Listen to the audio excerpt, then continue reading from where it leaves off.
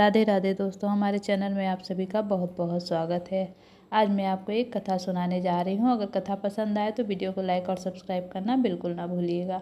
बहुत समय पहले द्रविड़ देश में इंद्रधुम्न नाम के एक परम विष्णु भक्त राजा राज्य करते थे। वे राजपाट छोड़कर अगस्त्य मुनि के आश्रम के पास तपस्या करने चले गए। एक दिन जब ऋषि अगस्त्य उनके पास आए तो राजा ध्यान में इतने मग्न थे कि वे ऋषि का आदर सत्कार नहीं कर सके। ऋषि अगस्त्य ने इसे राजा का अहंकार समझा और शाप दे दिया, तुम एक अज्ञानी हाथी की योनि में जन्म लोगे। इसी शाप के कारण वे त्रिकुट पर्वत के जंगलों में गजेंद्र नाम के एक विशाल और शक्तिशाली हाथियों के राजा के रूप में जन्मे। गजेंद्र बहुत बलशाली था, उसके साथ सैकड़ों हाथियां और बच्चे चलते थे। उसे अपने बल, अपने परिवार और अपनी सेना पर बहुत गर्व था। एक अत्यंत गर्म दिन गजेंद्र अपने झुंड के साथ एक बहुत ही सुंदर और विशाल सरोवर के पास पहुंचा। सरोवर का जल अत्यंत शीतल और कमल के फूलों से भरा हुआ था। गजेंद्र पानी में उतरा और खुशी से नहाने लगा। वो अपनी सूंड में पानी उड़ाकर अपनी हथेलियों और बच्चों पर फेंकने लगा। वो अपनी शक्ति और परिवार के सुख में इतना खोया हुआ था कि उसे किसी खतरे का एहसास ही नहीं हुआ।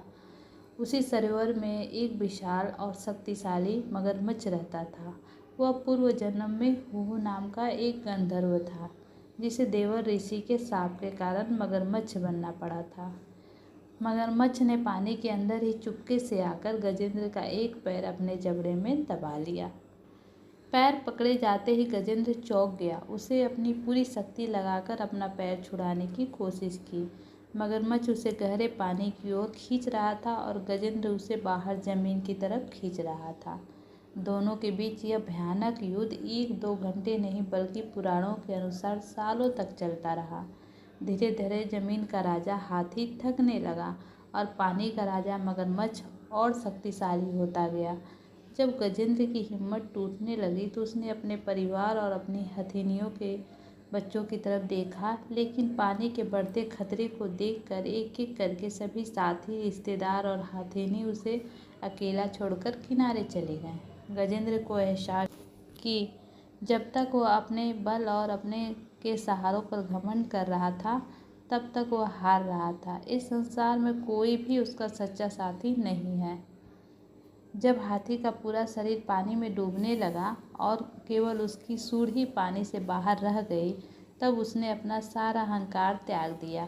उसने जल में से एक कमल का फूल अपनी सूंड में उठाया और परमेश्वर श्री हरि विष्णु का ध्यान करते हुए गदगद कंठों से पुकारा, हे नारायण, हे जगन्नाथ, जिसका इस संसार में कोई नहीं, उसके केवल आप हैं।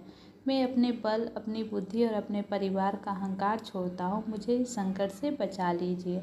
गजेंद्र की यह करुण पुकार सुनते ही बैकुंठ धाम में विराजमान भगवान विष्णु व्याकुल हो उठे।